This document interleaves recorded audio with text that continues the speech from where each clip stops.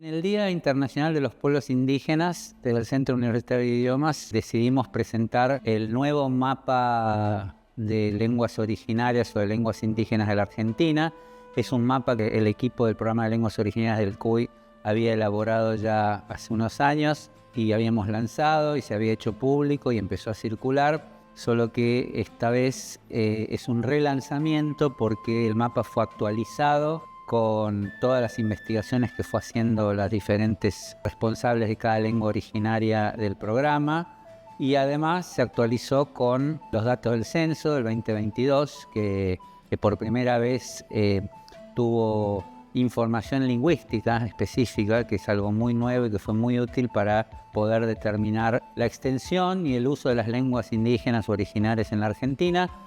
Y sumado a toda esa investigación y actualización, el elemento tecnológico, que es hacerlo digital, digitalizarlo e interactivo. Este proyecto se origina unos añitos atrás, antes de la pandemia. Empezamos un poco a delirar esta cosa de hacer el Congreso Nacional de Lenguas Indígenas, de todos los pueblos indígenas que pudieran venir a Buenos Aires, y el CUY los recibía, y fue la piedra fundamental para pensar también la posibilidad de este mapa de lenguas indígenas del territorio de Argentina. Por eso es mapa de las lenguas indígenas de la República Argentina. En el 2021 se declara el diseño 2022-2032 internacional de las lenguas indígenas, y el CUY como organización, por supuesto, puso en marcha toda su estructura para inscribirnos dentro de ese diseño y estar presente en estos 10 años contundentemente. Así que este mapa va a estar dentro del diseño 2232 de los pueblos indígenas. En la presentación del mapa que estamos haciendo hoy, hemos podido cruzar nuestra propia base de datos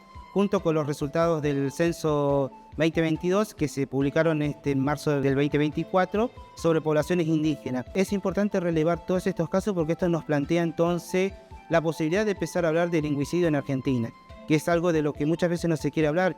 Al tener simplemente 13, 14 lenguas y todas activas, nos borra un poco el panorama real de lo que sucedió y lo que nos está sucediendo en este momento como pueblos indígenas.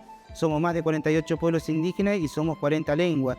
Entonces, plasmar todos estos datos nos presenta una realidad más cercana a los territorios, que es el objetivo que tenemos de reflejar el territorio. Es importante mostrar todas las categorías como tenemos las lenguas, porque nos habla de una realidad. Principalmente estamos hablando de lenguas con hablantes activos, es decir, que nunca tuvieron un corte lingüístico o que hayan perdido sus hablantes.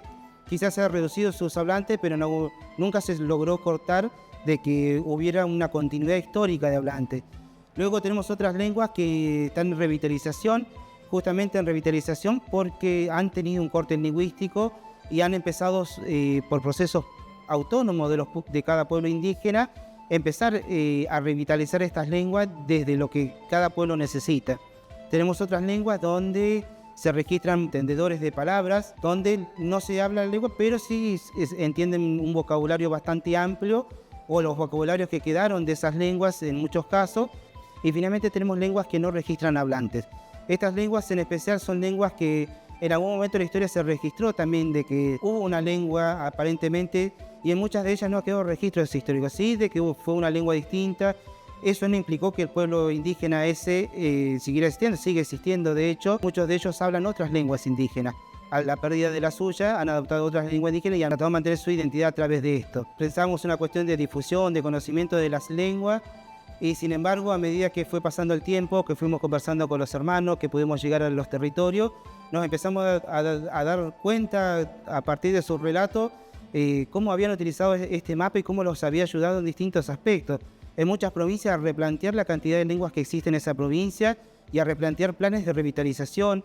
En otras provincias sirvió este mapa para decir, si hay un mapa de una institución tan importante como el Centro Universitario de Idiomas, y este pueblo está pidiendo reconocimiento en esta provincia y ya está reconocido por esta instancia lingüística, creemos de que es fundamento suficiente también para decir hay que dar un mínimo reconocimiento a este pueblo que lo pide, porque figura. Entonces ha llevado muchos aspectos que ha tenido que ver, justamente con la reivindicación de los pueblos. Los hermanos los empezaron a utilizar en las escuelas, empezar a bajar esta información para empezar a eliminar esta cuestión de la discriminación. Nos ha servido también para que nuestros niños empiecen a autorreconocerse y empezar a perder ese miedo a la discriminación.